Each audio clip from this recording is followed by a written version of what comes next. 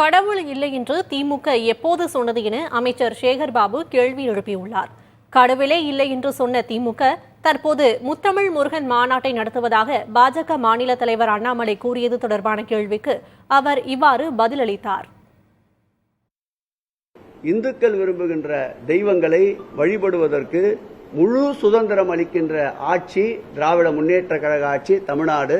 அந்த வகையில் ஜெய் ஸ்ரீராம் என்றாலும் ஏற்றுக்கொள்வோம், அரோகரா முருகா என்றாலும் ஏற்றுக்கொள்வோம், வெங்கடாஜலபதி என்றாலும் ஏற்றுக்கொள்வோம், கோவிந்தா கோவிந்தா என்று கோவிந்த நாமத்தை உச்சரித்தாலும் ஏற்றுக்கொள்வோம். பக்தர்களுடைய அவர்களுடைய நம்பிக்கையில் எப்பொழுதும் நாங்கள் குறுக்கிடுவது இல்லை. கடவுள் இல்லைன்னு எங்க சொல்லிச்சு? எப்ப சொல்லிச்சு? ஏற்கனவே அவர் எடுத்து பார்த்த ஆயுதம்லாம் முனமழுங்கிச்சு. எந்த ஆயுதமும் போர்க்களத்துக்கு படைக்களத்துக்கு உதவியா இருந்தது இல்ல. எல்லா இடங்கள்ல தோல்வியை தவிர வேற எதுவுமே சந்திக்கல.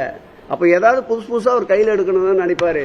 எப்படிப்பட்ட ஆயுதத்தோடு வந்தாலும் அதை சமாளிக்கின்ற ஆற்றல், அதை சமாளிக்கின்ற திறமை இரும்பு மனிதர் மாண்புமிகு தமிழக முதல்வர் திராவிட முன்னேற்ற கழகத்தின் தலைவருக்கு இருக்கிறது.